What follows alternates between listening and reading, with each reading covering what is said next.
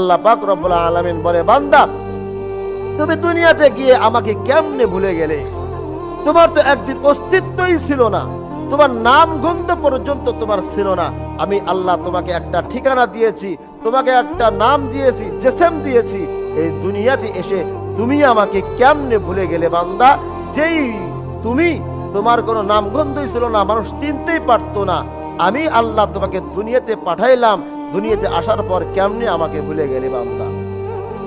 তুমি মায়ের রেহেমের মধ্যে ছিলে, পেটের মধ্যে ছিলে, সেখানে তোমার খোঁজ খবর নেওয়ার মতো কোনো মানুষ ছিল না আমি আল্লাহ ছাড়া। মায়ের রেহেমের মধ্যে তুমি ছিলে, তোমার খাবারের খোঁজ খবর, ভালো আছো না মন্দ আছো এই খবর নেওয়ার কেউ ছিল না। আমি আল্লাহ ওখান থেকে তোমাকে রিজিক দিয়েছি, তোমাকে দেখভাল করেছি, তোমাকে দুনিয়াতে পাঠাইলাম।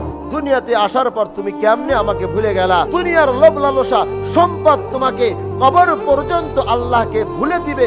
আমি আপনার যে রাস্তায় দৌড় পাড়তেছি, আমি আপনার যে রাস্তায় পা দিয়েছি, এই রাস্তায় যদি আমি আপনার দৌড় দিতেই থাকি, মরণ পর্যন্ত এই রাস্তার থেকে বের হতে পারবো না যদি চেষ্টা না করি। আল্লাহ বলে, তোমাকে দুনিয়ার লোভ লালসা, টাকা পয়সা সম্পদ তোমাকে কবর পর্যন্ত আল্লাহকে ভুলে দিবে। তার মানে আমি আপনি যে দুনিয়ার লোভ লালসায় পড়ে গেছি, দুনিয়ার মায়ায় পড়ে গেছি।